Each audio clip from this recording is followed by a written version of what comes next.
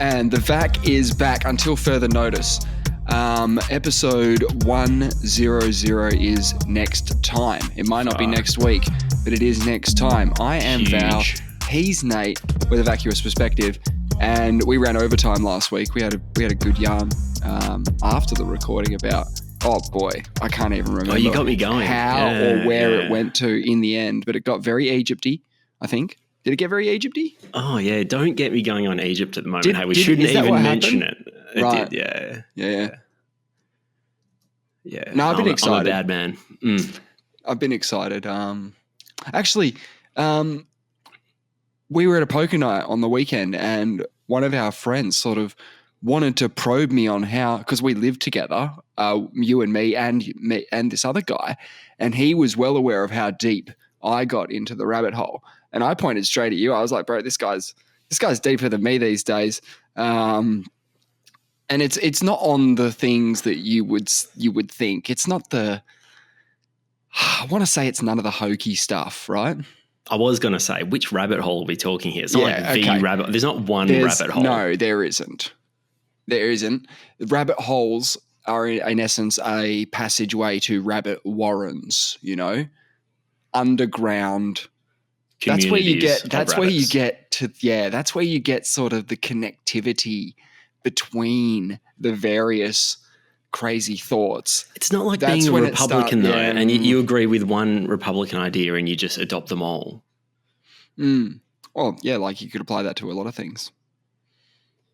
Because Egypt does have some conspiratorially minded. I don't even want to use.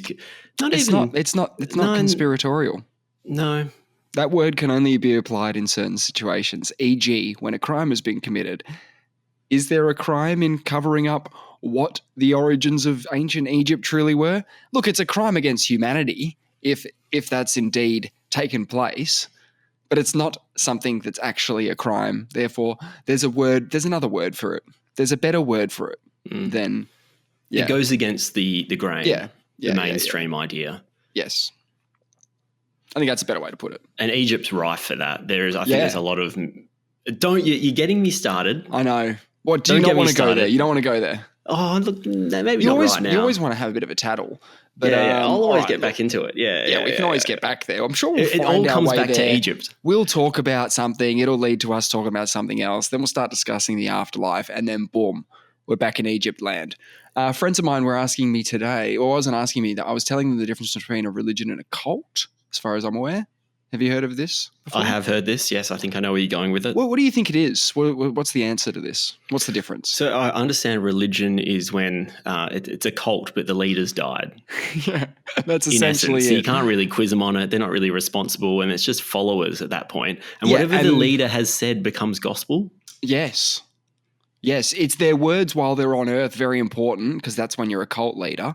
You get to do the whole, this is the word of God, and they say, yes, we agree with you. And then you die and they take your words that you said in your life as this like holy truth forever. So yes, they can't be cross-examined. It's perfect. They can't be cross-examined. So would you class Scientology by that metric as a religion now that Elron's dead? Yeah, totally. So it's a religion now, not a cult. Oh, well, it's recognised by the federal authorities in the US as a religion. Yes, but it's been known as a religion even when Elron was alive. So clearly that metric or that way of saying whether or not it is or isn't is not seen the same way by the federal government in America, surely. When did Elron die? Don't know, because David Miscavige has been at the helm for a little while now. Yeah. And why do we always say, like I said, Elron? A lot of people would think his name is Elron, but it's L, like the letter L. The letter L. What's the letter L stand for? Because we just call him L. Ron Hubbard. His name's probably Ron Hubbard, but he classed himself as a lieutenant in the and then the Navy, the Sea Org Navy thing he had going on. That's not what happened, because I'm pretty sure it was L. Ron Hubbard the whole time. Look, it's probably Leonard. What's your guess? I've got no idea. I'm going Leonard.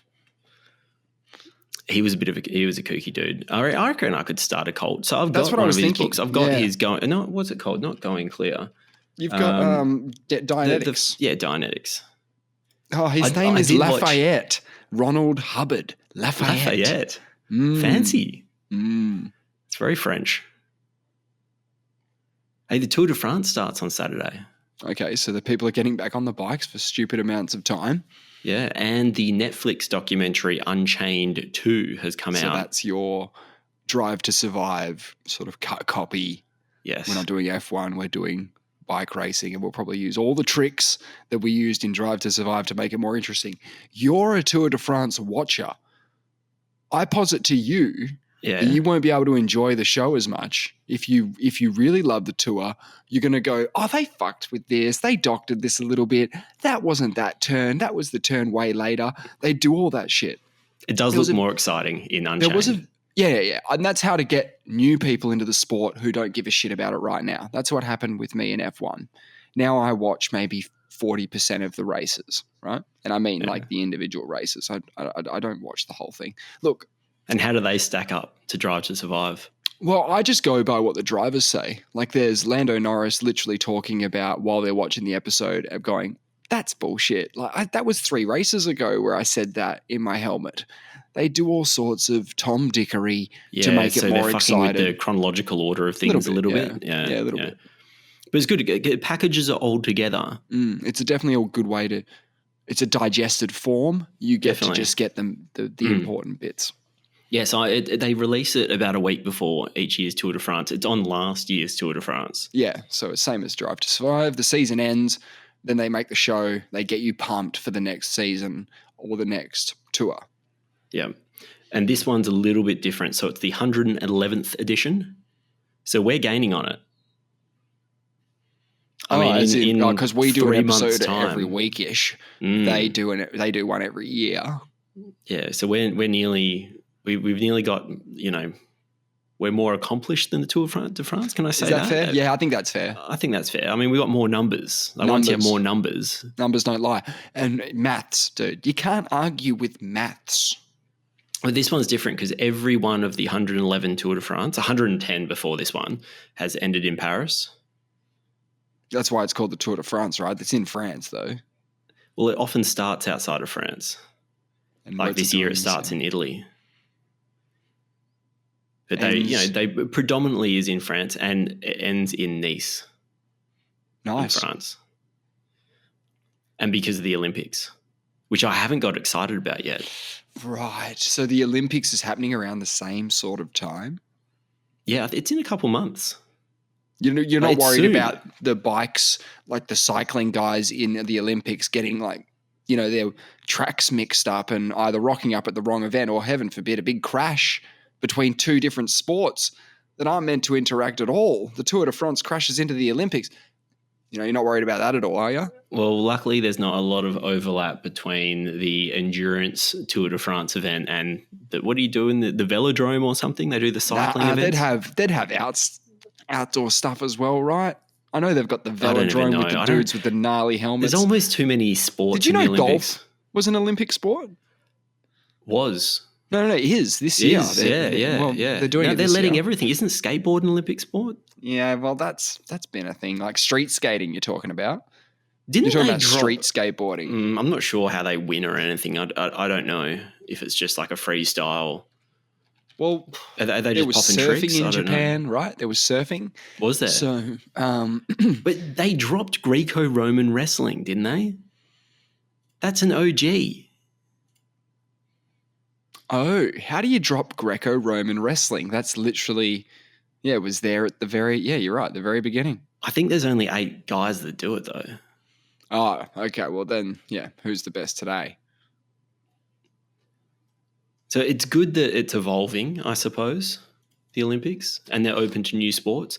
But this opens the door for League of Legends, I think. I reckon League of Legends will become an Olympic just around sport. The corner. So close. I mean, you're letting skateboarding I tend to agree.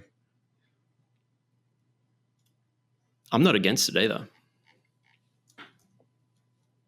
You're not against League of Legends being an Olympic sport?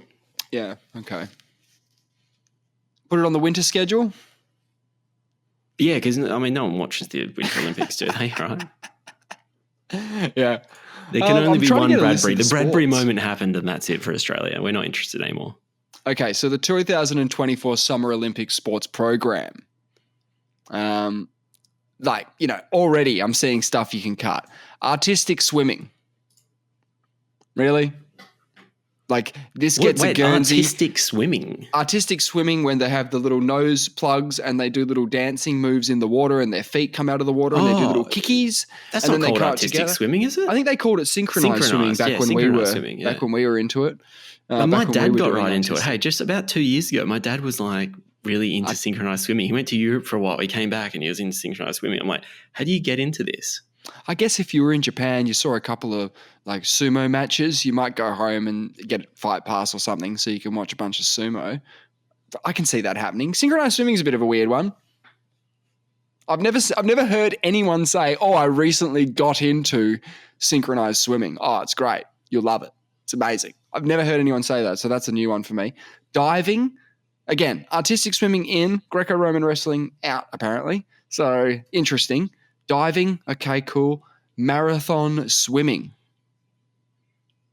Okay, all right. Is that new? Yeah, I didn't know that was in there. What distance are we talking? Because it's not a marathon. Not sure. I will get more information on that. Then there's 35 swimming events, just general swimming.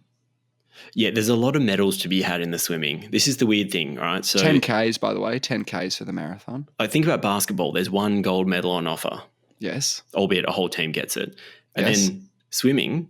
35. Yeah, so if you're a very strong swimming nation, you can pick up the majority of your medals just in the swimming. That's what we do.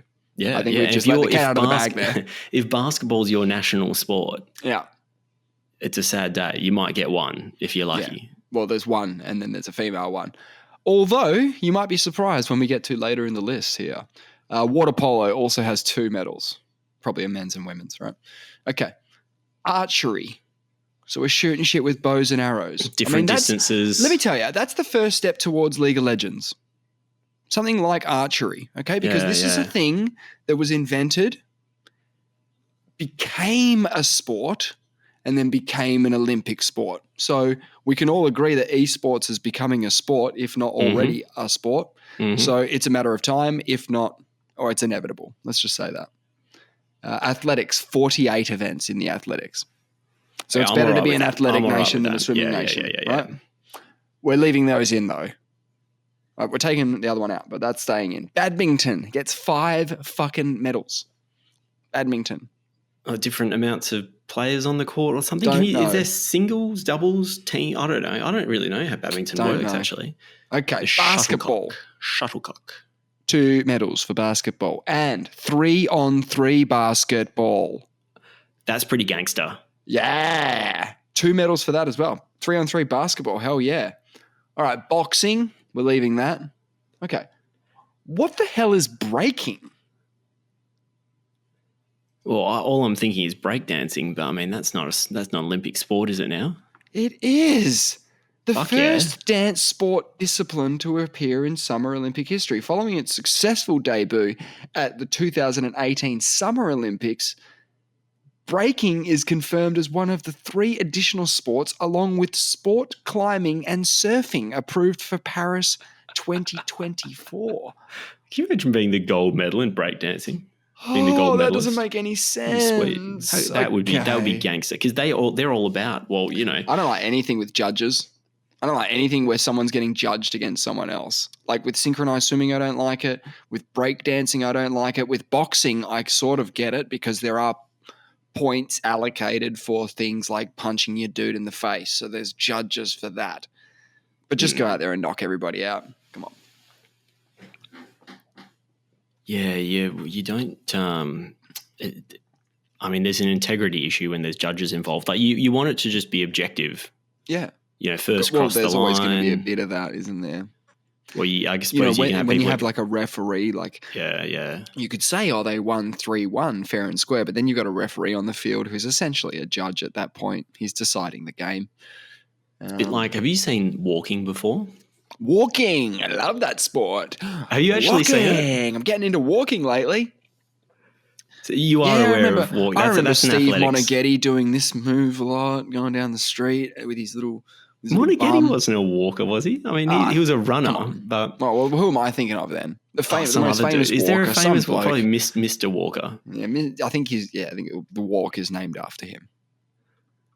because that has judges involved. So obviously there's rules to walking when you're walking and when you're not walking. I don't know if we've discussed this before. We have, but there's like foot faults and there's judges and they are on it. Oh, I can't tell. You get a warning or two and then boom. Yeah, I think you get 3. You can have up to 3 violations, and then would you eliminated. If it's close, you haven't received a warning yet, and it's close, and you're in the final 10 meters. You're just going to jump into it. Just fucking jump. Yeah. Just jump at the line, and they'll say, "Oh, warning," and you'll go, "Yeah, gold medal. Cheers.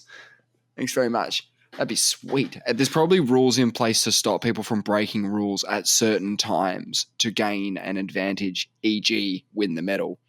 Anyway, canoeing. Next on the list, canoeing. People are getting in the canoe, winning gold medals. There's the slalom. Isn't that rowing? Isn't canoeing rowing? Or is canoeing with obstacles or something? You've got the slalom and you've got the sprint. So you've got when they have to do a course, and there's a sprint one, which I assume would be on just a lake or some shit. What a nightmare to organise. Mm-hmm. It would be a logistical nightmare. So not only do you need to have a course for the canoeists, you need to bring in a whole bunch of judges, and you probably need to organise accommodation for them all. You probably need a whole bunch of officiating people. You need security in place. You need people to sell the tickets. I mean, how much of that would be the IOC? The International Olympic Committee. How much of that is handled by them? Does the city just go, here's the infrastructure, it's all yours, do whatever you want? That's probably what that makes more sense. You're probably right. There has to be a bit of that. Okay, there's a bunch of gold medals. There's a bunch of medals in cycling, BMX freestyle, BMX racing, mountain biking, road biking, and track. It's like an X Games. Equestrian, dressage, eventing, and jumping. So those are the 3 equestrian events that we've got on offer. 12 medals for fencing, field hockey. Fine. So is UFC in yet? Oh man, that's Dana's dream. Yeah, that's Dana's dream. How would that work though? Is it a bit like the old school? Boxing is. Yeah. Okay. They wear headgear in boxing. They wear guards and stuff because, you can't have a guy get smashed in the head. Yeah. A lot of these guys are amateur boxers when they go to the Olympics or, amateur boxers.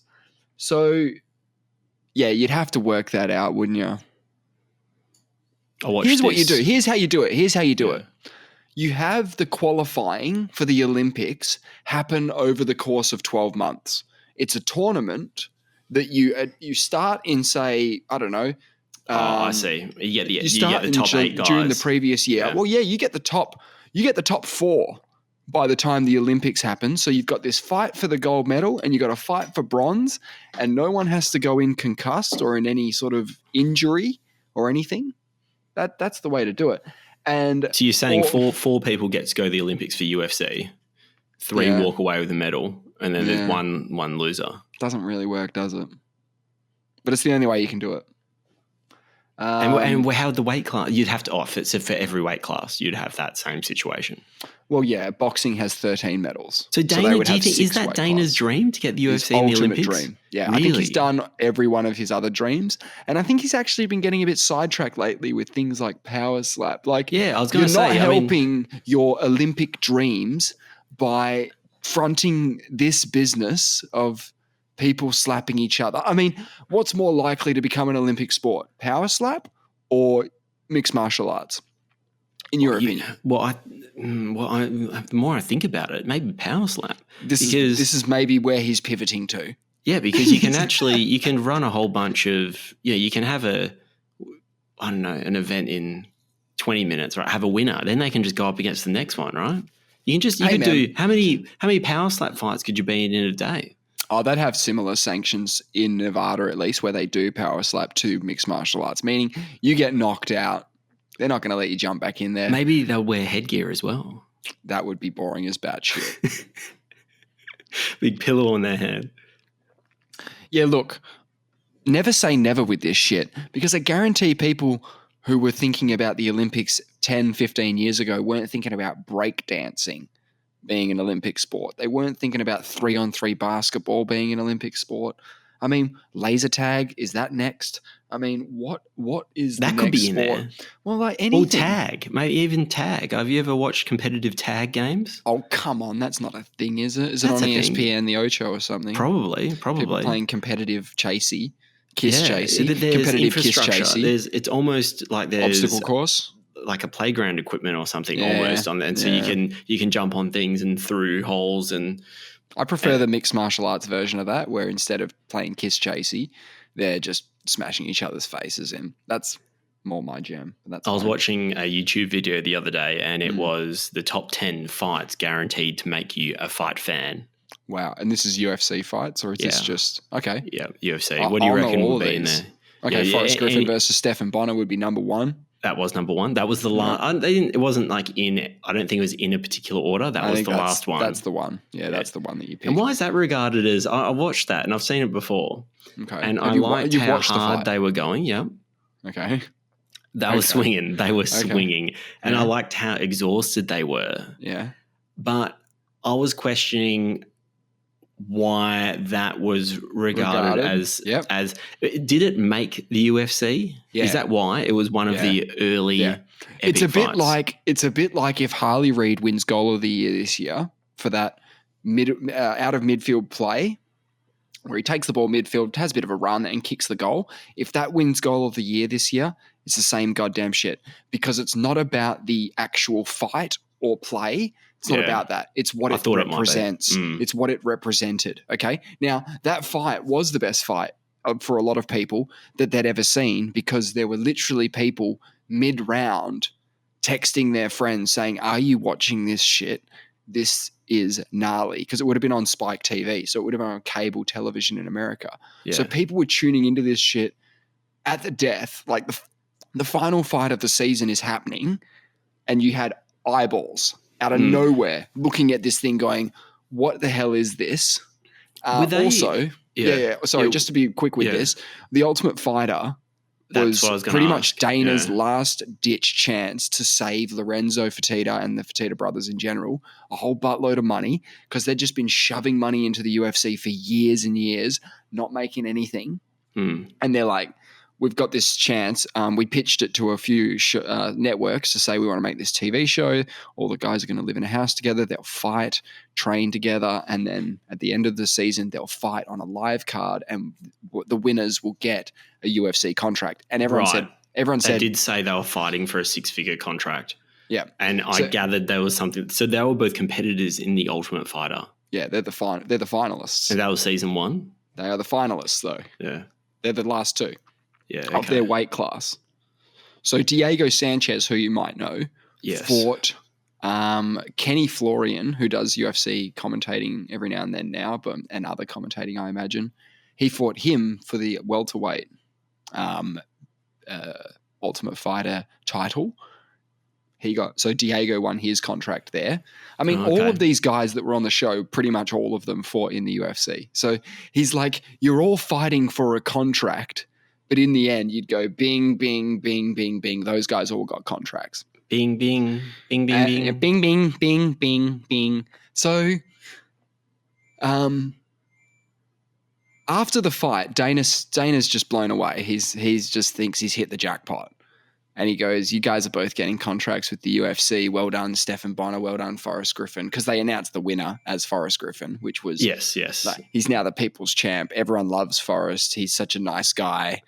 He's pretty much got a living, sort of an ongoing, unending job at the UFC just being Forrest Griffin. He just gets to be Forrest Griffin and they probably pay him a bunch of money. Would Bonner have been that guy if he had won? If that decision went his way? That's what made me think of the UFC when talking about decisions. Personality-wise, they are different people.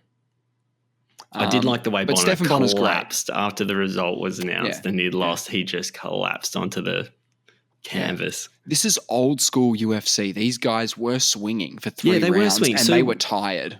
Yeah, they were tired. And that's what I was thinking.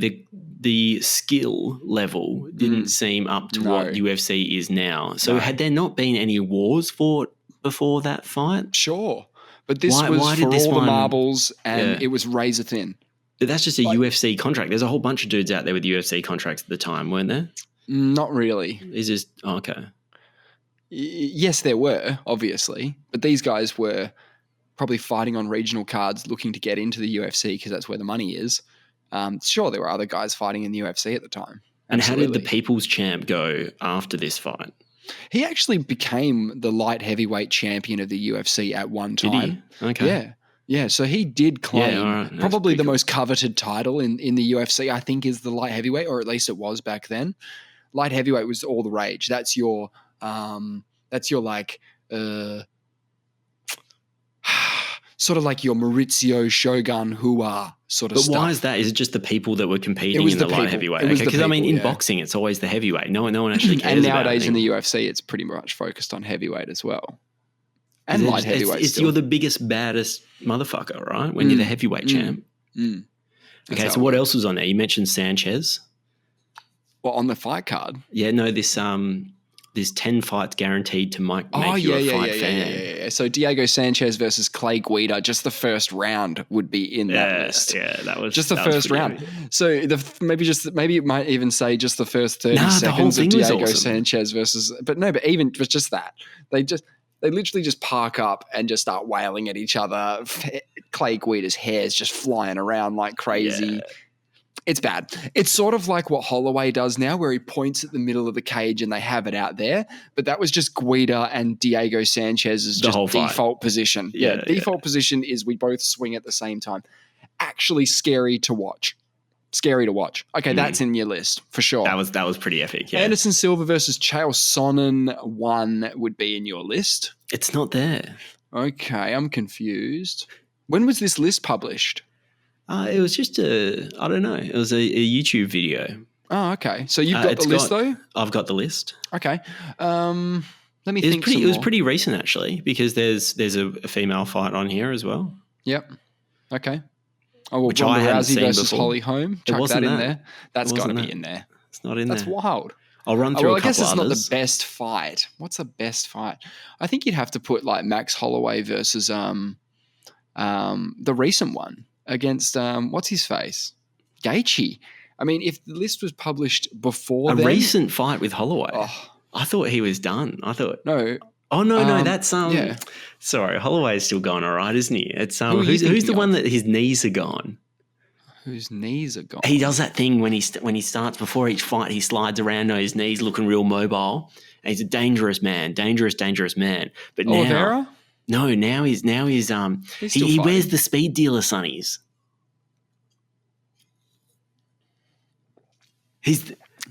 It'll come to us. Okay, so other ones on here. I watched most of the fights actually. That they all go the distance. There's basically no decisions. Yeah, well, they're saying best fights as in like most competitive, back and forth. Yeah. But I mean, a fifth round. One more that would be there is probably Pat Barry versus Czech Konge. It's not. Oh my god! Have you seen that fight? No, I haven't. That's worth watching. I might have, but all these ones that you've mentioned, I'll look into. But there's Diaz McGregor 2. Yep. Okay, fine. Which actually was quite a good fight. It was. So was the first one. But what was epic about it is the way Conor McGregor changed his fight his tactics coming into the second one, and he started attacking his legs, which isn't very exciting.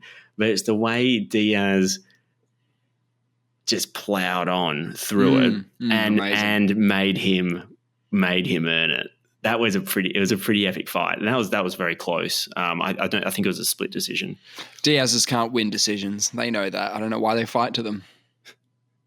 Is that? I remember the days where Diaz used to just he would submit people in a triangle from the bottom, and he's giving double up yours. Yeah, double up yours to just everybody around him. I miss those days a lot. It's sad. So we got Sanchez and Guida, which we talked about. We got Burns and Chimaev. Okay, fair enough. Is that how you pronounce his name? Hamzat. Yeah. I've heard Chime, Chime sort of sound. Sort of like how you'd say chimera, Yeah. That would be... Anyway. Can't remember what happened. That was good. Jones and Gustafsson. Yeah, that's fair enough. It's pretty much the person who looked the most dangerous against John Jones. Yeah, he took him to some deep water. Some that's for very sure. heavy shots in that fight. Some wild shit. And the female fight was Wei Li Zhang and Joanna. Oh yeah, John Jacek. Yeah. Didn't want to have a I went with the first name. No, I did not. Yeah. Which I didn't actually watch. I didn't watch all of them. I think I've seen that one. That's the one where John Jacek finishes with this insane hematoma on her eyeball. I think I saw the end of it. Where her face is about this freaking big. One thing I didn't want to watch about that, I don't know if I'm just biased, because they were quite small women as well, it's the number of shots they take. There's no knockouts, and they just get pulverized. So you would rather Derek Lewis or someone punch you in the face once than have, say, a kickboxer come and touch you up a bit? Yeah, I don't want a Lawler McDonald 2 situation where he just cops a jab to the face and his face is so caved in fall off, that he just literally sits on the mat and just gives up. They were both pretty wrecked in that fight. Yeah, Lawler's face was falling off. Yeah. And Robbie's whole face was caved in. So they were both in a very bad way. There's a great shot of the before and after, at round 1, they're ready to fight. And then round 4, ready to go. It's just the most disgusting comparison. If you were, say, 13 or 14, I don't know what age you get over this stuff, but if you saw that as a young child, that would stay with you. That would be terrifying. Sure. I'm terrified watching it now. Sure. But, we subjected ourselves to a lot as children. I don't know about you, but I know I did. Have you ever seen the 1980s movie called Dick Tracy, which is it was like a live action version of Dick Tracy? No. He has a watch. He's kind of like a detective. It's got some guy in it. It's got it's in the 80s. Some guy in it. He's in it. He plays Dick Tracy, some guy. Oh, some guy. I like him. Yeah, Madonna's in it. Madonna. I have to share my screen. Was she an actress or was she just... No, she was a music star. But did she appear in many movies? Lots of movies. Yeah. Okay. Yeah. I'm going to stream something for you. Yeah, hit me. Because this is very similar to what you were just talking about, about the things that haunt you, right? So the Dick Tracy Is this something that's movie, haunted you? Absolutely. Yeah. Okay. So these are the bad guys in Dick Tracy. This is what the bad guys are looking like. Yeah, he's terrifying. He looks like an alien. Look at this shit. Yeah, no. These are all the bad guys. And then if you recognize... that guy's got big bum cheeks for a forehead. So who is that in the middle there? I'm pretty sure that is Al Pacino. Little dweeb. No, surely not. That's not, is it? Or is it Al Pacino all, made up to look funny? Yeah. Yeah. I'll get the cast. I guess they're all made up. I suppose they're all made up to look funny, aren't they? That's just not, Yeah, it's Al Pacino as Big Boy, and he plays the main bag boy. His name's Big Boy. That's pretty cool. And Dustin Hoffman is in this movie as well. So the cast is actually Dusty, massive. Okay, let me show you what Dustin Hoffman looked like in Dick Tracy. His name was Mumbles, and he was an informant, in the show. Dude, look at this. Look at this. This was the movie, dude. That guy's as big as a blimp. Yeah, yeah. He's a dumpling. He's a human dumpling. What's his name? I think. How is that not Big Boy? He should be Big Boy. Yeah, I can't remember. There's your Pacino there. So, look, I don't know if this movie's good or not, but I think it's worth it for the trauma. I don't know if I'm about it. Yeah, so what's the premise? Did they say something about... I saw something about a mob. So they're a mob. Yeah, they're just a gang of thugs. These guys all look like... Yeah. That all look like demons. Yeah, look, it's a movie. I think there's a comic book. I think it's based off a comic book. But as you can see, Madonna is also in the cast list. And it's also got the kid from Hook in it. Okay, I don't know who that is. Run Home Jack. But there's your Madonna right there. She's in it. Yeah, all right. Look, I'm not putting it on the homework list. No, I wouldn't either, but there's Madonna in 1990. Okay, so that just is what I thought of when you said all the stuff about Robbie's face falling off and all that sort of stuff. My immediate thoughts went to Dick Tracy 1990. What an absolute nightmare that thing is. 1980. 1990. 1990. Yeah. Okay. Yeah, all right. They look very 80s. I suppose it's late 80s. Then 1990 is sort of the 80s in a way.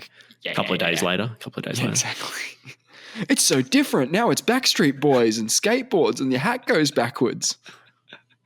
Hey, we were going to do the Hot Ones challenge. Did you order any hot sauces? We weren't going to do it this episode. No, but perhaps soon. Yeah, it's on the cards. We're just ripping Hot Ones, talking to each other for a bit, and then I'm going to time it so that every 12 minutes or something, we're on to the next wing. Yeah, okay. Yeah, that's good. That's a good way of doing it. So and then it's spread out across the app instead of I've got a question for you as well, actually. Oh, you do? You're starting to get some questions together. Yeah. When you're really feeling, when you have like the 10 out of 10. Oh, is that when you're going to drop it on me? Drop a big question on it, yeah. Jeepers. I'm a bit scared of that. Let's go. Someone gave me some noodles and they've been recalled in Denmark because the spice levels, I think it's capsaicin levels. The spice levels are too high. So they're South Korean noodles. They're called, I don't know, it's got lots of, Asian writing on it. Buldak or something. Buldak. There's 3 times hot and spicy chicken, 2 times hot and spicy chicken, and hot chicken stew. I've got the 2 times, and my mate reckons that his face melted off and he can handle hot stuff. Wow. So Denmark's food agency, on the scale, where do you think that exists? This article doesn't actually have the level, the Scovilles. Scovilles, that's it. Don't know what a Scoville is. It's just a way of measuring heat. It's probably similar to like decibels, where it's a rising scale instead of a linear sort of. Something's going on there, isn't there? Because you'll have one that's 50 Scoville or something, and it'll be like sriracha, and it's hot. Like if you have it, you go, it's kind of there's a bit of heat to it. Yeah, and then there's one that's a million. Or 10 million. Yeah, exactly. So if you're using the 20 as a base and saying, it'll be 500,000 times hotter than this. Yeah, I don't think that's not a good way to do it. No, it doesn't seem intuitive to me. Where like the numbers when you watch Hot Ones, you're like, what? How many million Scoville are we talking? Yeah. So what do you think the Nando's hot sauce is? They have an extra hot. Okay, so what do you think its hot is? On the Scoville scale that I've got no idea about. I'll have a crack. I'm just going to go for a nice arbitrary 100, or let's say 150. I can't find out. But what I can tell you is that they've released this extra hot thing, and that's meant to be 175,000, roughly 22 times hotter than the spiciest jalapeno. 22 times hotter than the spiciest jalapeno.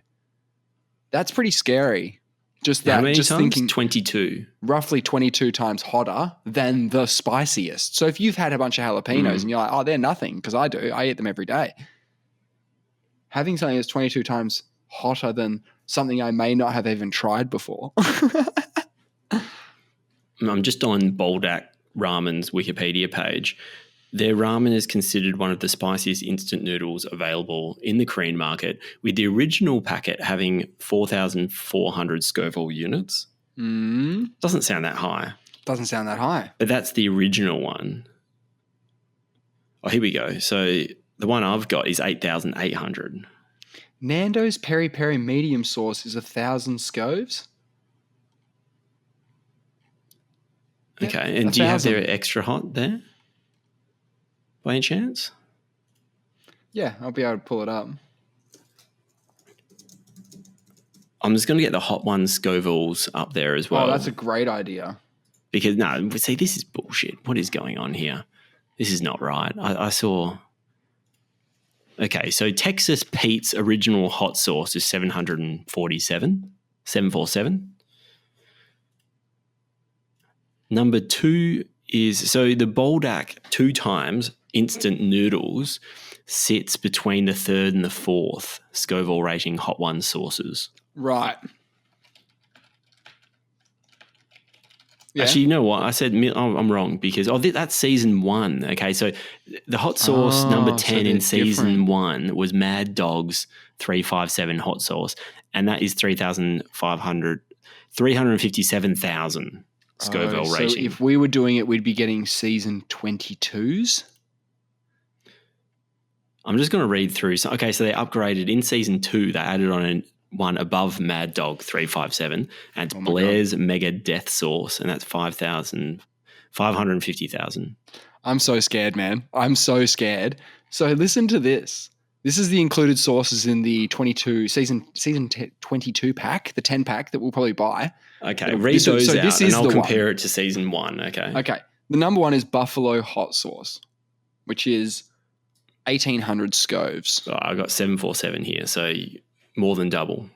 Okay, so it starts off a bit quicker nowadays.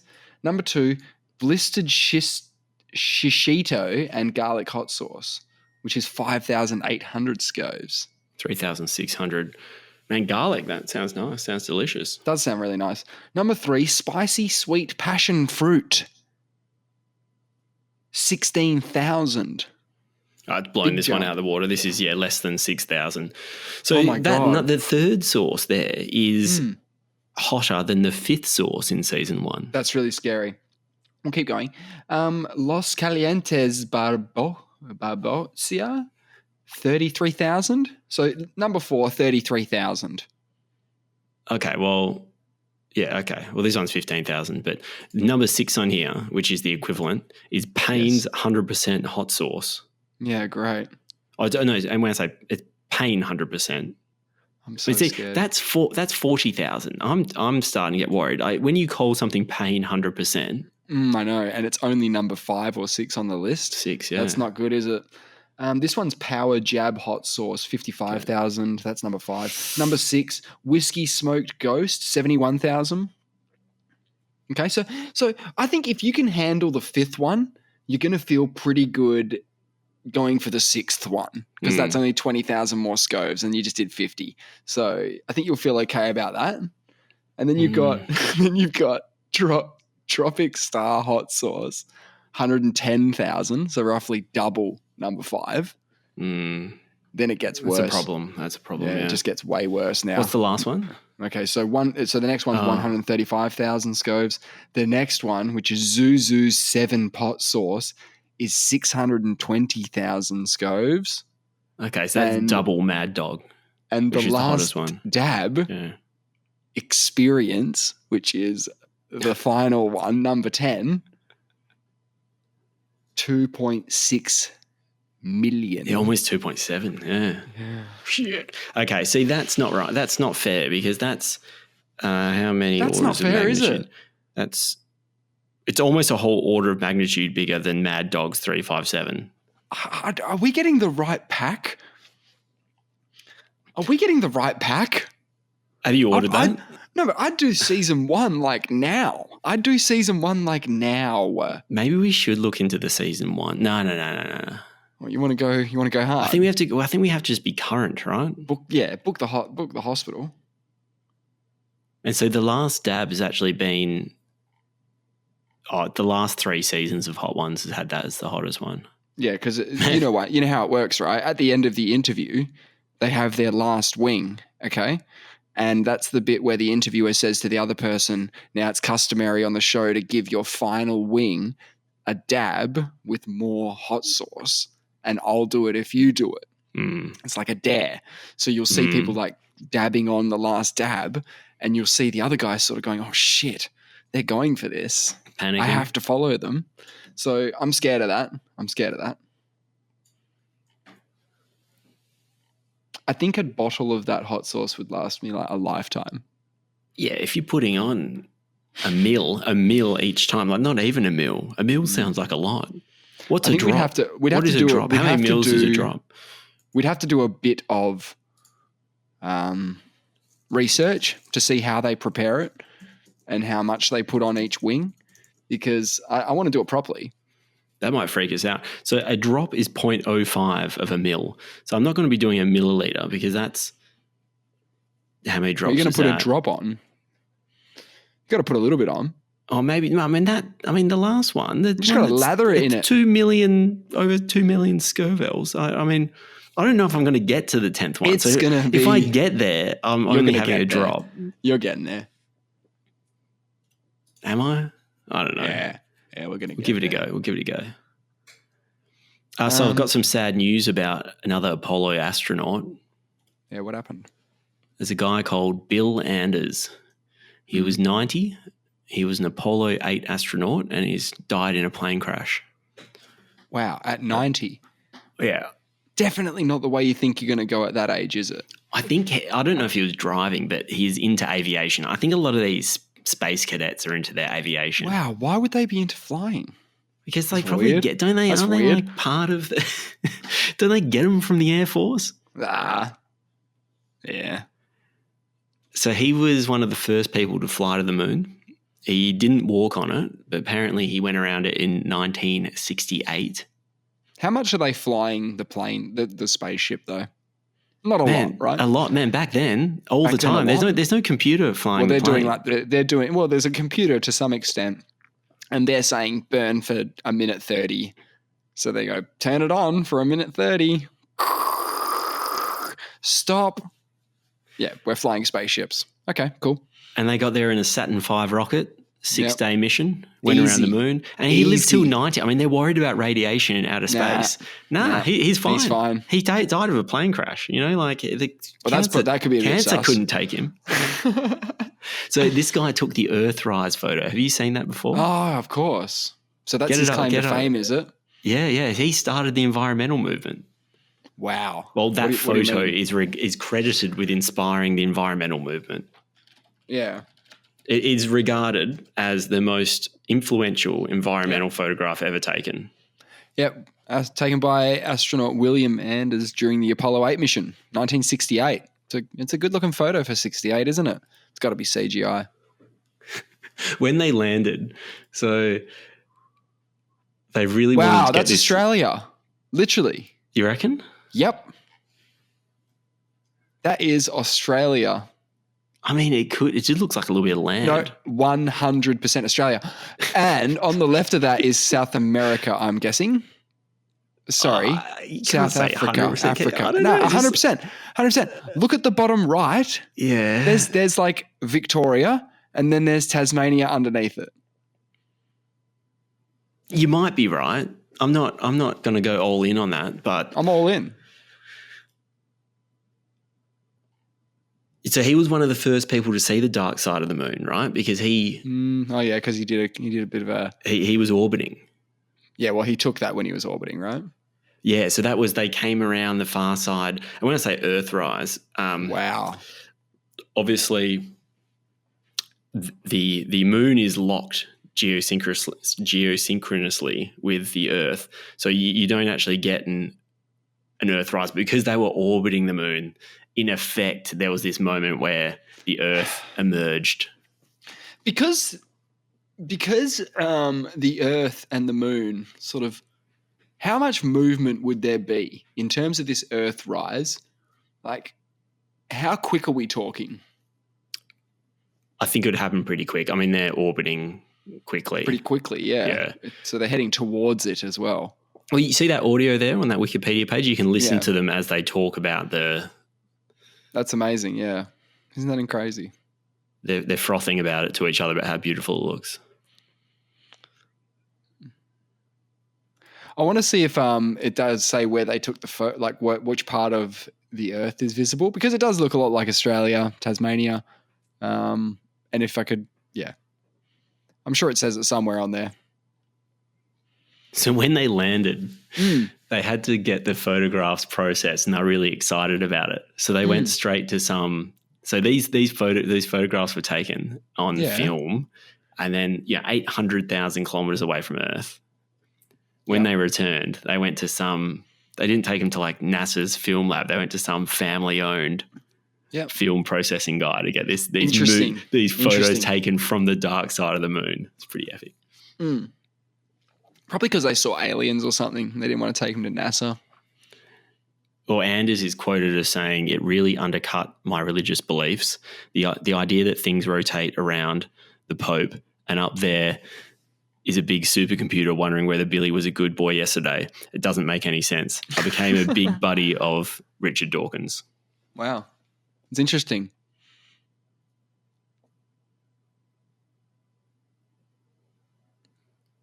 There's another sick photo of the Earth. You would have seen it. It's called the Blue Marble. Oh, of course. That was taken in 1972, but only from 29,000 kilometres. So only 770,000 kilometres closer. Crazy.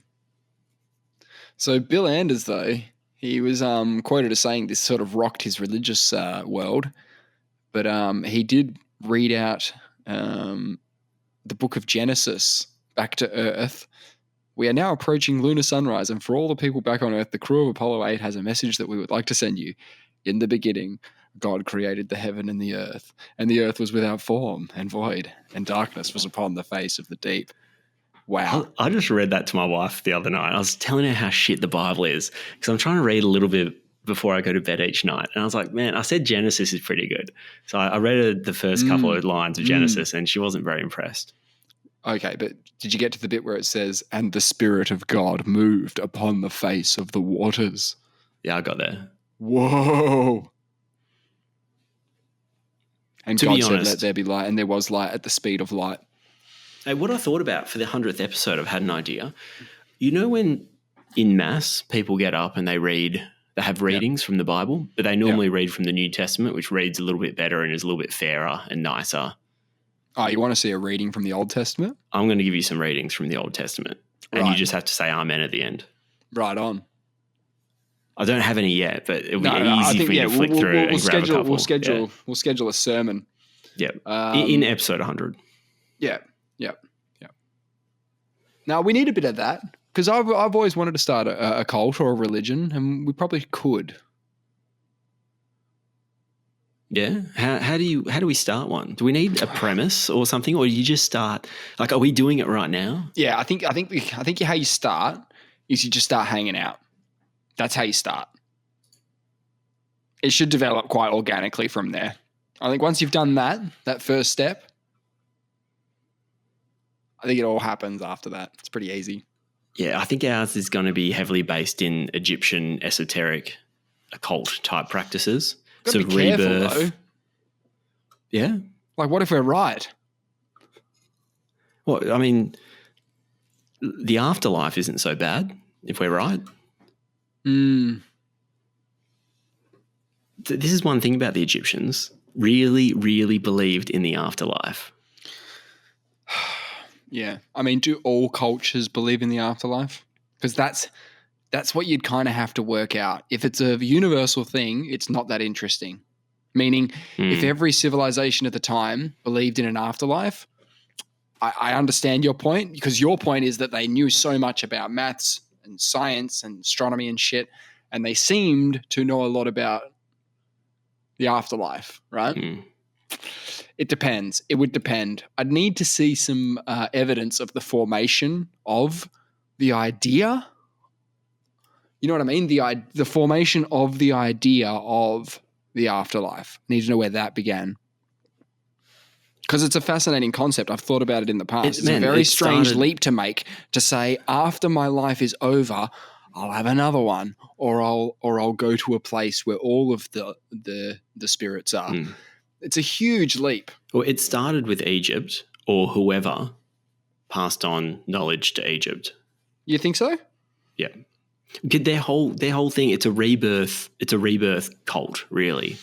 At the end of the day, you're becoming the whole, what they were trying to do is they were trying to make the king ready, a star, essentially.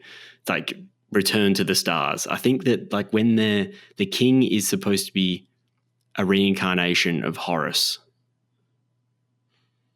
or who's the son of Osiris. Thousands of years. They probably changed a little bit over time, but yeah, probably. And then you go back to the stars when you're done. It's kind of like Mufasa. Yeah, it's a bit Mufasa-y. Yeah, no, we can start one.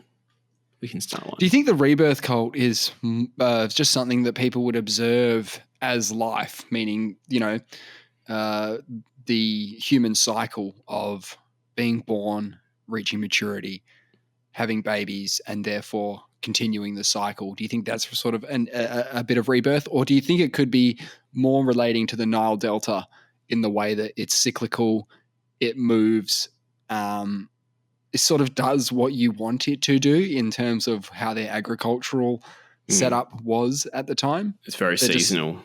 There's a flood, then there's the crops.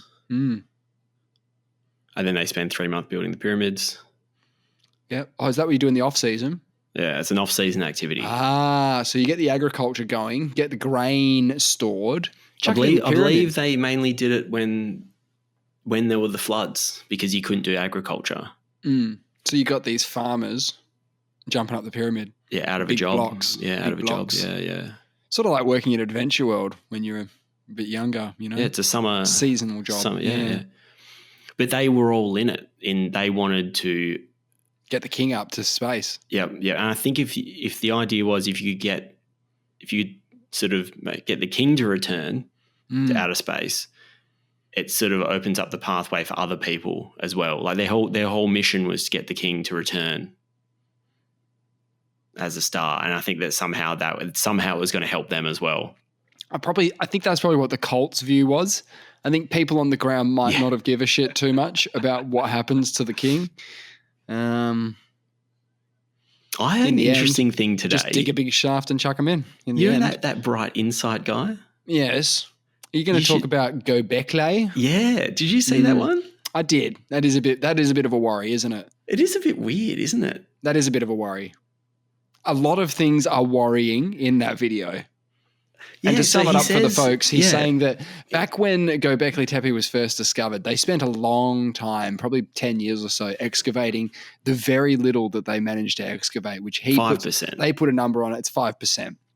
And what he was shocked to learn is that since sort of 2016, when things started popping off, he would have thought there would be more progress at the site. Though when he's spoken with people who are archaeologists, have visited the site or have been involved in the site, they are gutted at what's happened to that place because the enclosure that they've built has just stopped. Yeah. Well, the enclosure that they've built also impedes a lot of future archaeology. And also you've got these I-beams essentially, like steel, going through the ruins. It's a wild thing to look at. Now, they would have done it because they're like, we need to protect it because it was buried for thousands of years, maybe on purpose, don't know. But as soon as we exposed all the pillars to the elements again, obviously they get weathered, they get hurt. We have to preserve as much as we can. So we got to build a shelter for it, which is not uncommon, although they've never built a shelter over the pyramids before. I don't know.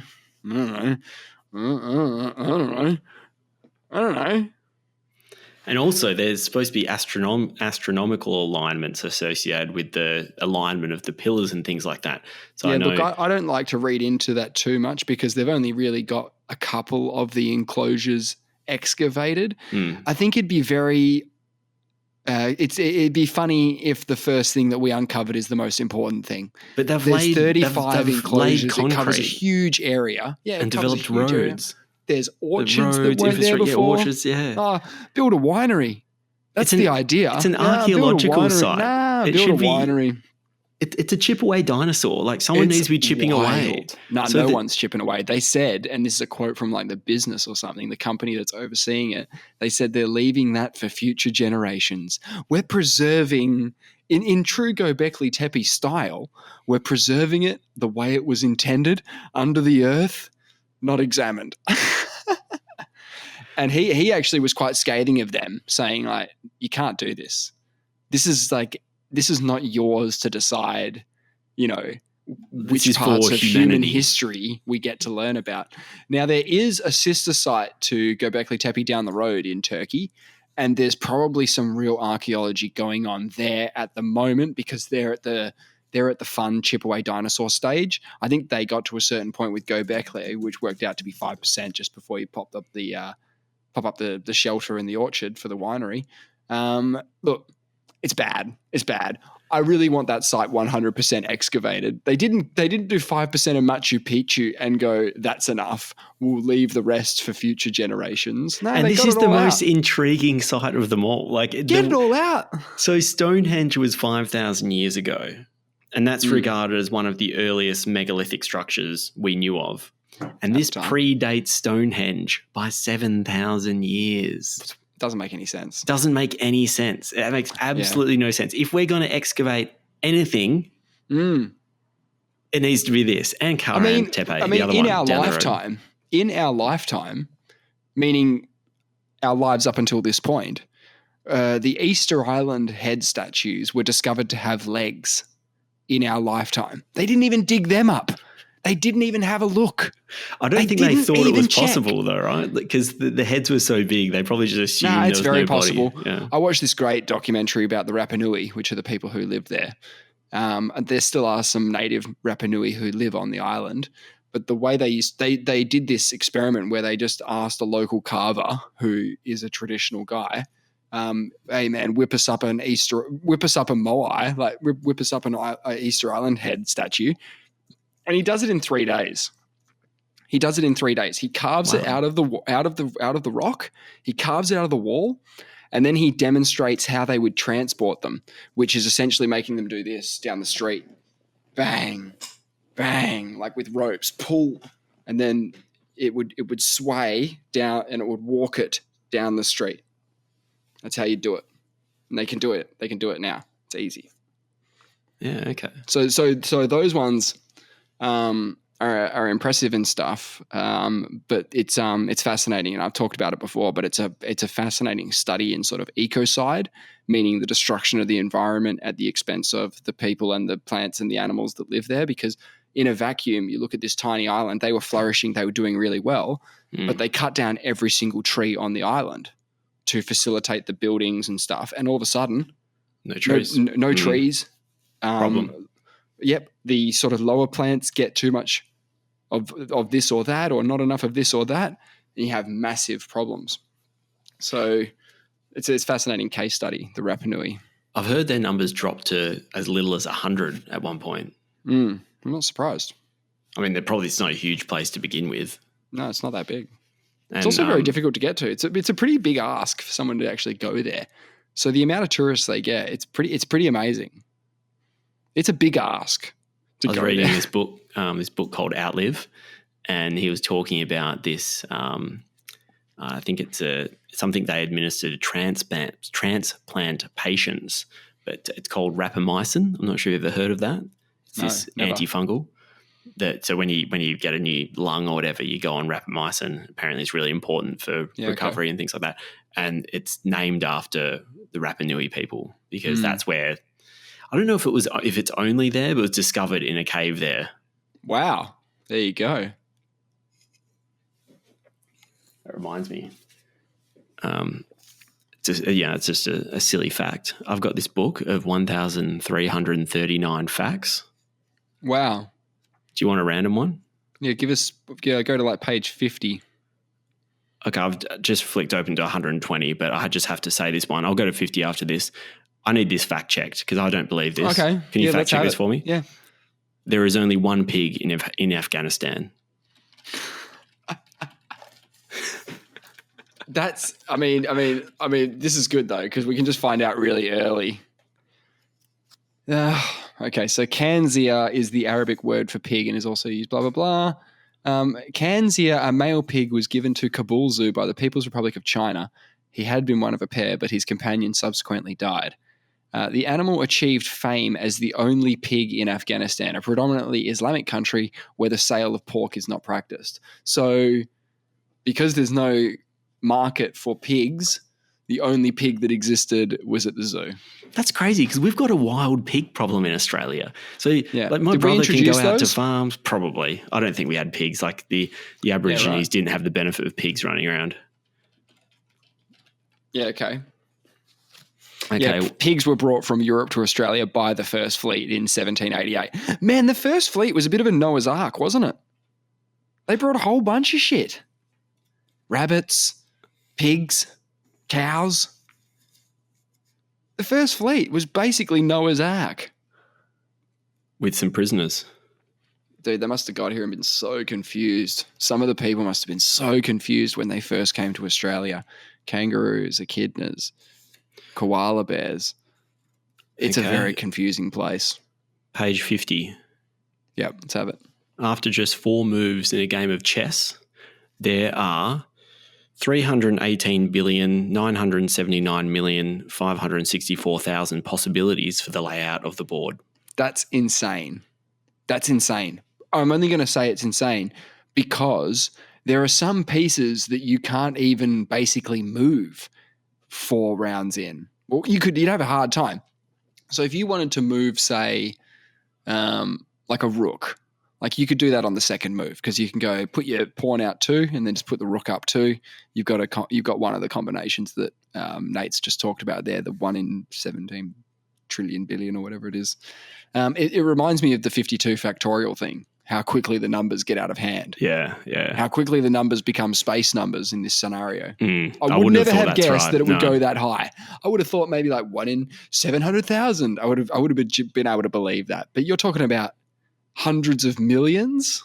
Nah, don't like that. Yeah, 318 billion. Nah, so I don't like that. That doesn't make any sense. I'm calling bullshit on that. That's hundreds of thousands of millions. That's just not true. That one's not true. Okay, well, fact check me. Books. Nah. We'll just go with the books bullshit. So on page 51, there are 11 places in Utah called Molly's Nipple, Molly's Nipple, or Molly's Nipple, just spelt slightly different. Wow. Why is that?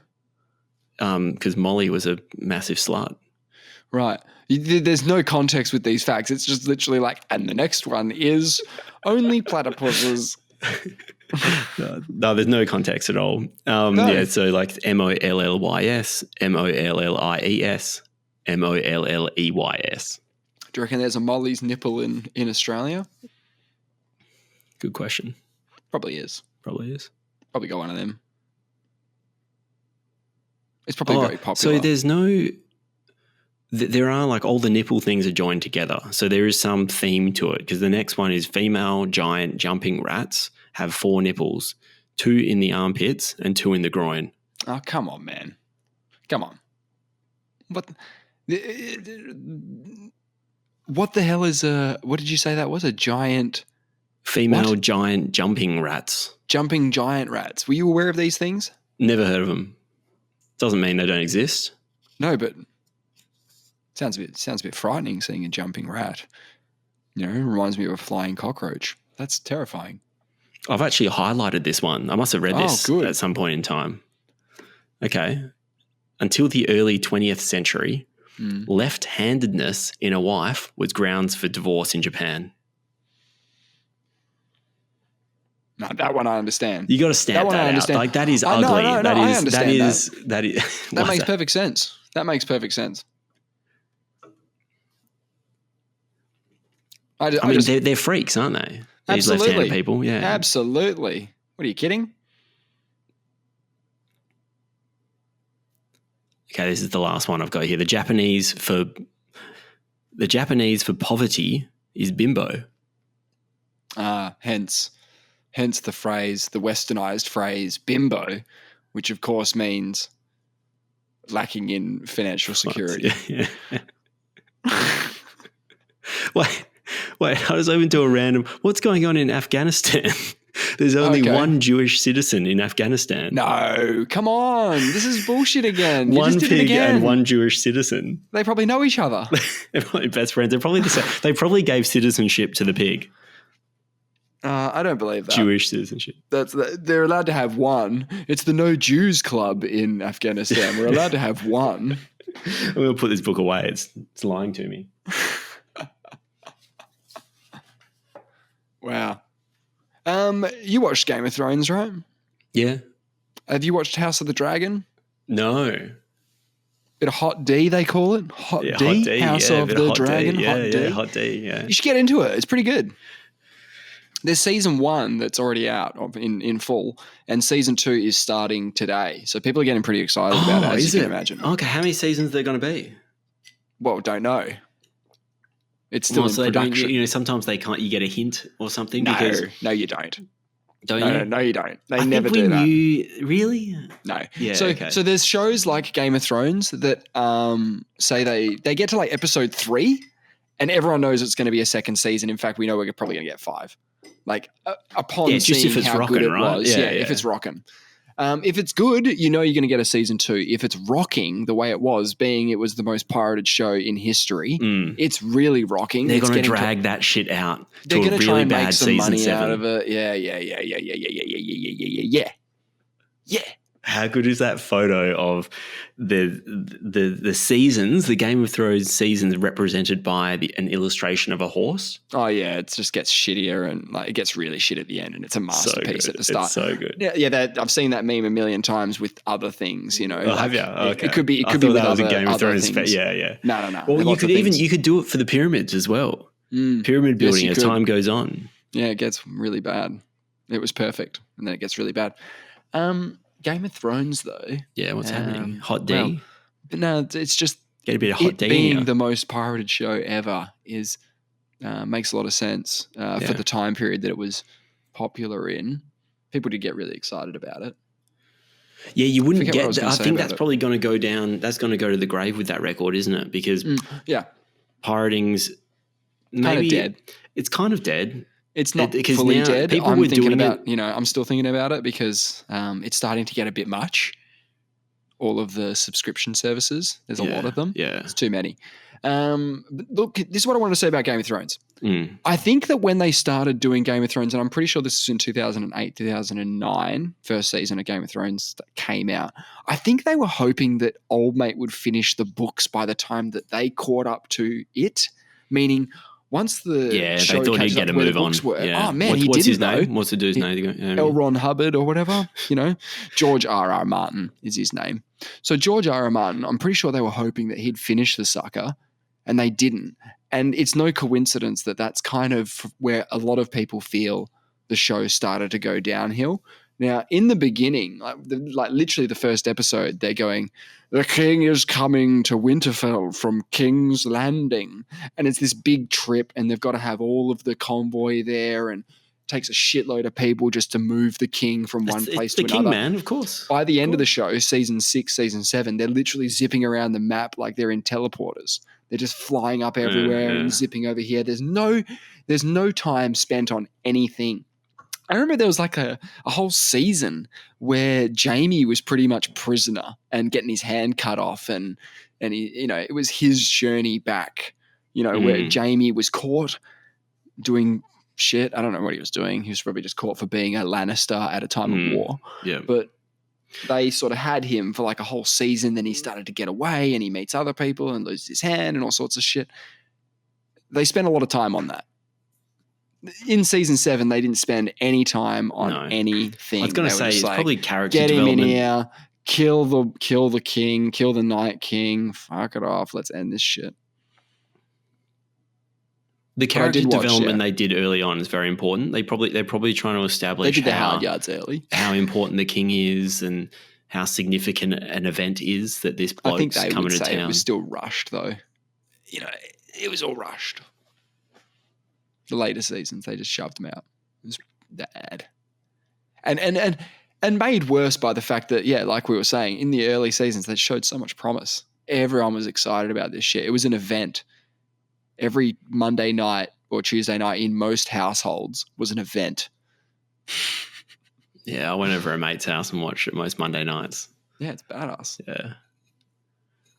Then I watched the last season at home with my wife, and she'd never seen any of it. Oh, no. Definitely the way to do it. She was so confused. She was like, she didn't understand why it was good, and I didn't either. I didn't know how to explain it to her. Well, literally, you've shown her the shit part of the horse picture and just that and gone. With no context, no build-up. What do you think? Yeah, none of that character development that you talked about. You just went, what do you think of this? And it's a shitty picture of a horse. Anyway, it's fine. People make mistakes. But I think they were hoping he'd finish the book so that they weren't scrounging for their own storyline. Like how hard would it be to stare down the barrel of like, oh, there's no more story after this, but the network just ordered another season. They're like, yeah, but I haven't written it yet. Yeah, it's like, well, you guys shit. George just went to a meeting one day and went, you guys do whatever you want and I'll do whatever I want in the books. You guys do whatever you He want. gave them a sneak peek, didn't he? Tell them broadly where he was going with it. Yeah, so because he's finished the books now, right? Almost certainly not going to go anywhere in any of those directions now. So he just lock them away. Has he finished the books though? No. Oh, okay. Oh, I just assumed that he would have caught up by now. No, he went and wrote a whole bunch of other shit. What happens if he dies? Oh, he'll give it to someone else. A protege will be writing as well. A ghost writing. Not ghost writing. I think it'll be made obvious who it is. Yeah, okay. But that's usually what happens. Same with like Dune. Like Frank Herbert stuff. It's all his son and shit now. But look, George is, instead of writing the new book, he goes, I've got some other ideas. I'll write a prehistory of the Targaryens. So I'll write that out. Yeah. Cool. Oh, is he doing other things? Yeah. Has he lost interest? Like Hot D is a spin-off from a book that he also wrote. I think he did it after. So he's just doing other shit. He's procrastinating by doing really productive work. That's not procrastinating, is it? He's just working on other shit. No, he doesn't want to finish his magnum opus. Speaking of magnum opuses, I watched Pulp Fiction on the weekend. Oh, yeah. So good. So much fun. It's been a long time since I've seen that. That's good. I don't really understand because the plot's not in chronological order.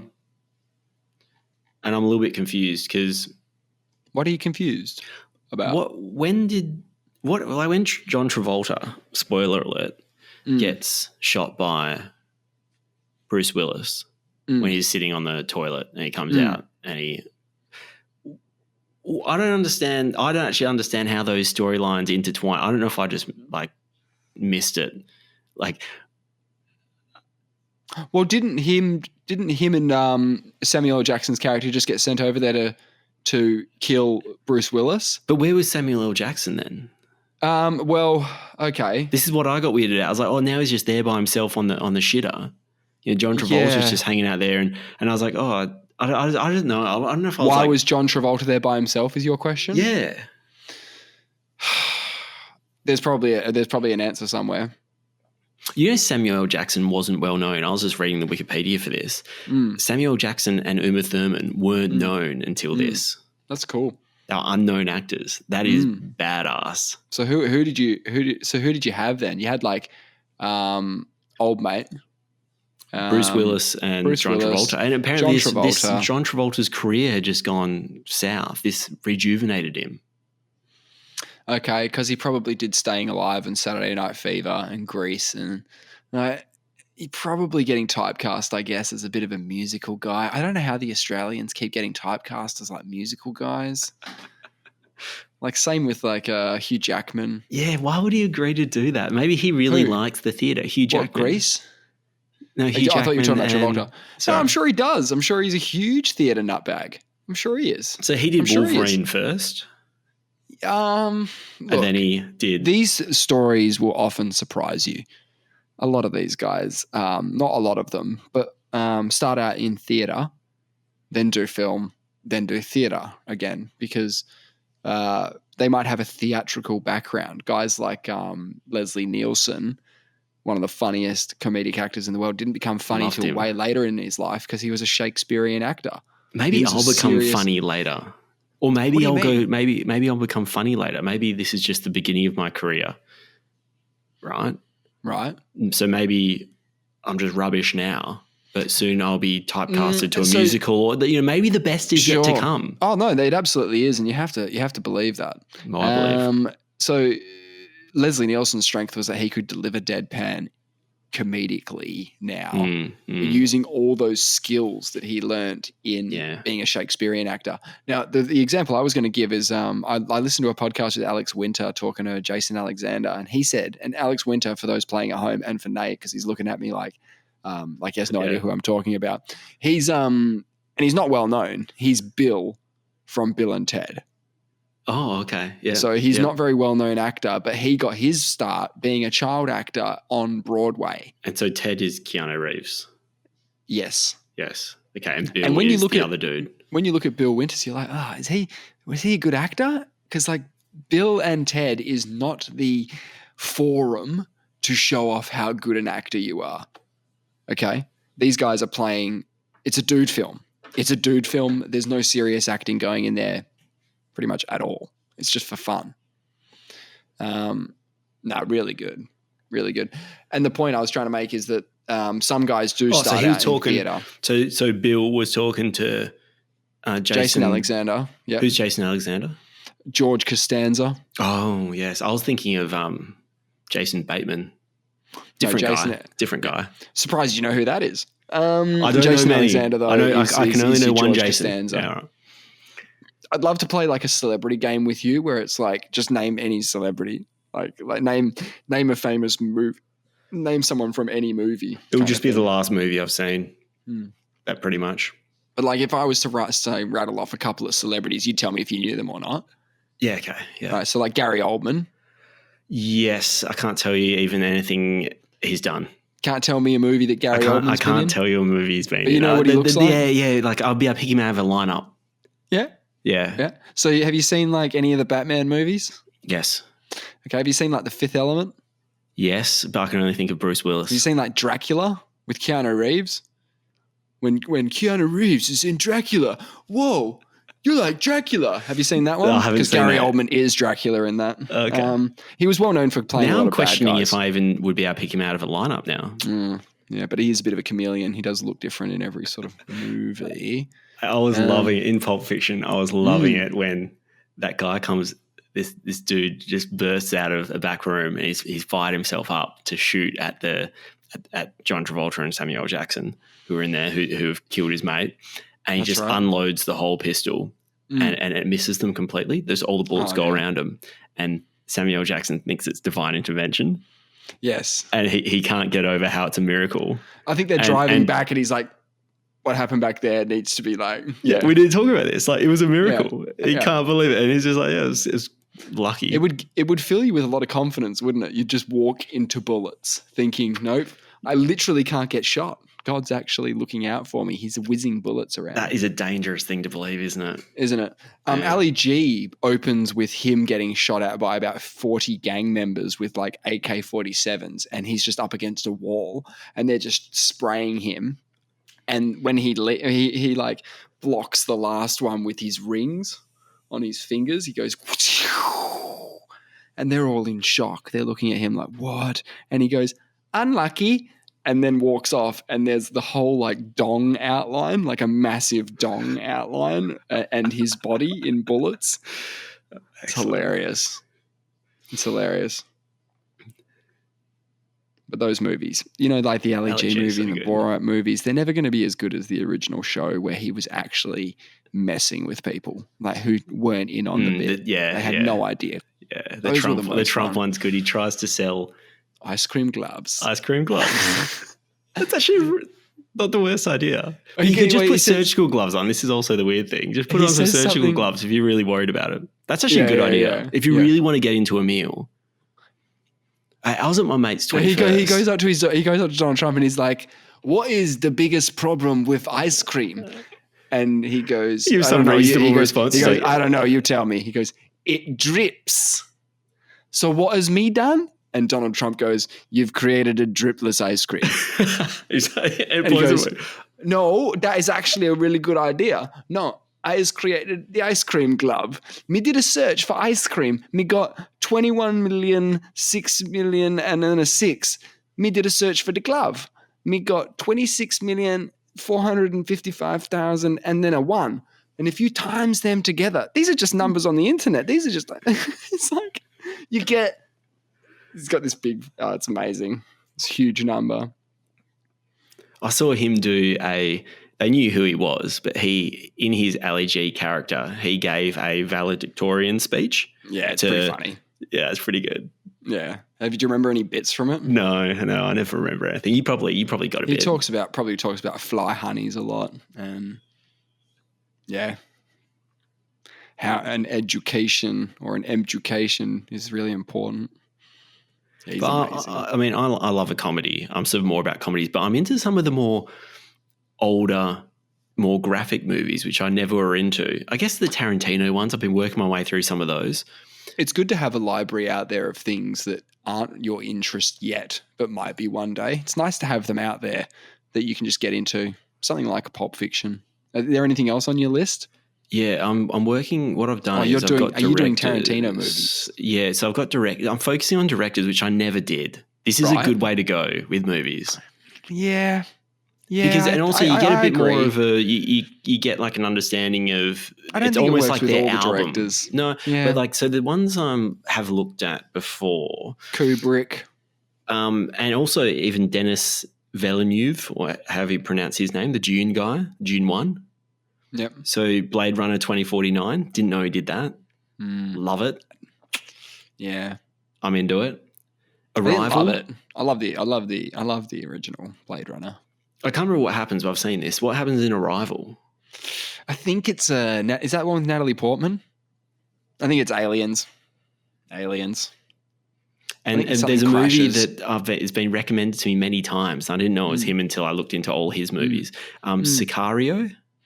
Oh, okay. Is that a war movie or something? I think it's either about cartels or it's about a war thing, or it's something like that. Mr. Moneybags, who's been on the show before, recommended that to me. Yeah. I hear it's really good. Yeah, so others: Kubrick, Scorsese, Spielberg, Tarantino. I think they're Taika Waititi as well. Maybe a bit of David Fincher. I'll add it into the list. Yeah. I mean, you've seen Fight Club before. You just have to watch like Seven and The Social Lynch Network. As well.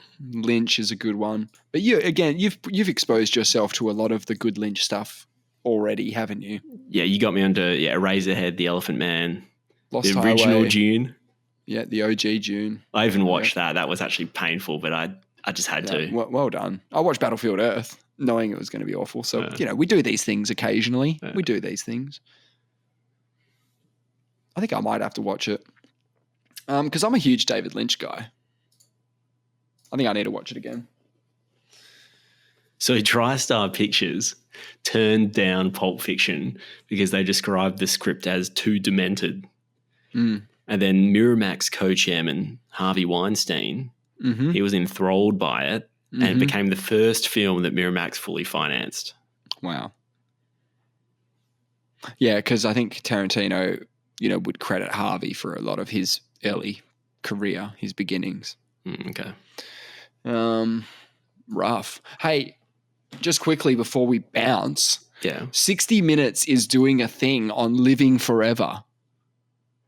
Like posing the question. It's a hot topic. Posing the question, are we ready as a human, as a civilization, to start sort of having a look at this question? And they had Brian Johnson on there, who you might recognize as the guy that Dan brought up ages ago about the guy who's like anti-aging, dropping all his pills. Yeah, but he's pretty crazy blood. about injecting blood. Yeah. He has to be a millionaire or a billionaire to even like begin the process. You got to do stuff at 3:00 in the morning, which is probably not going to help your sleep schedule and probably affects other parts of your life, but it doesn't matter.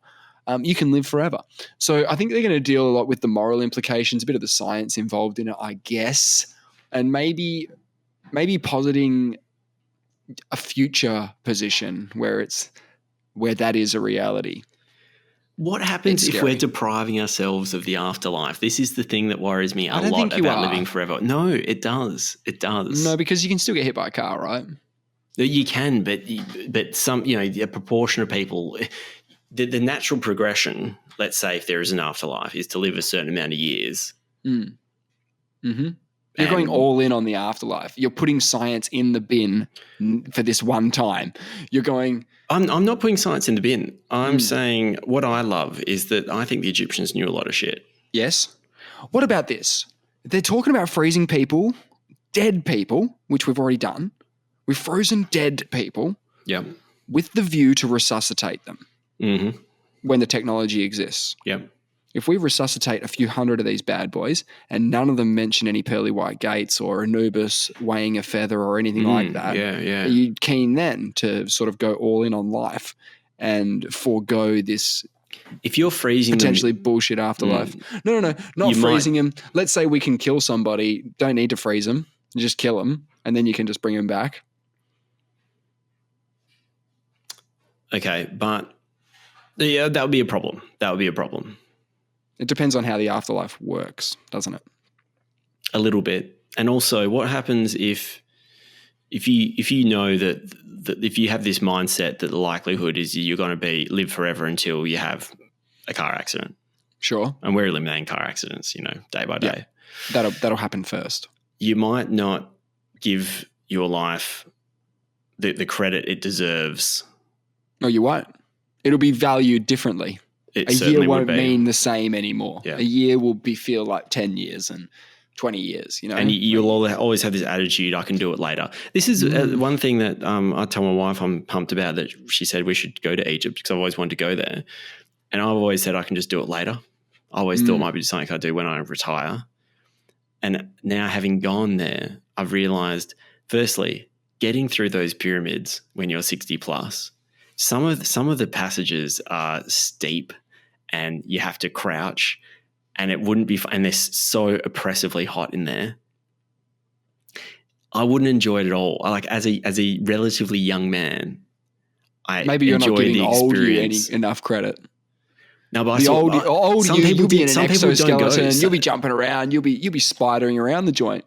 I know people that didn't go into the bent pyramid because it was too arduous. It's just the way it's described to them. They're like, oh, you might want to give this one a miss. And I'm like, that is depressing. You come all this way and you're too old, or it's too difficult. Frail. Yeah. I'm surprised they haven't installed like a travelator or something in there. Yeah, maybe Gobekli will have a little travelator.